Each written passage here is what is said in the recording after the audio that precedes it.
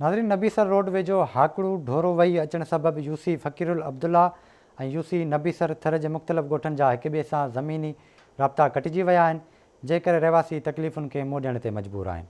उन ई हवाले सां रिपोर्ट करे रहियो आहे तालिब चांडियो।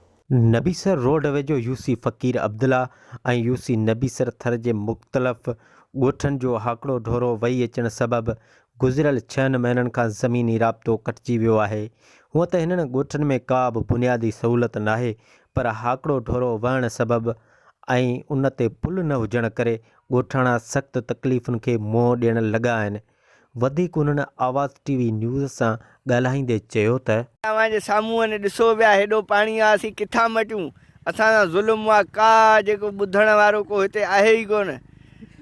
जेके मोरियूं रुगो वाइदा करे वोटनि में वञनि था, अवांखे असीं मोरियूं ॾींदासीं, असीं पका ॾींदासीं। पकनि जी हालत ॾिसो, का शइ न पकनि ते का ठहियो आहे, न मोरी ठही आहे। ॿियो त कोन्हे, पर मोरी जेकॾहिं मिले माण्हू को मटे को बुनियादी सहूलियत हाणे का बि कोन्हे।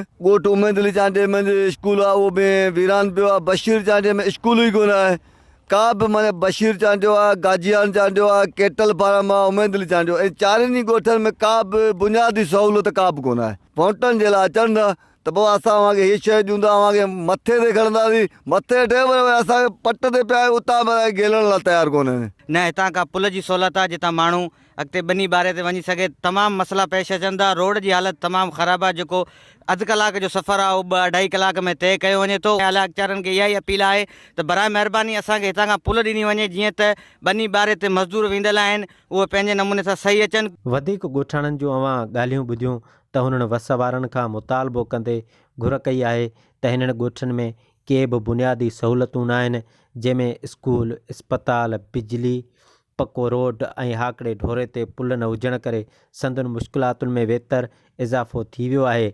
नबीसर खां नऊंकोट वेंदड़ मेन रोड बि हंधा हंधा टुटी वियो आहे। उन खां सवाइ मुख़्तलिफ़ रिंग रोड बि ज़ुबून हाल बणिजी विया आहिनि।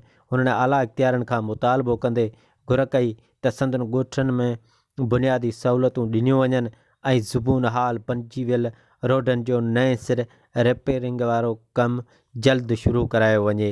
कैमरा टीम सां गॾु तालिब चांडियो, आवाज़ टीवी न्यूज़, नबीसर।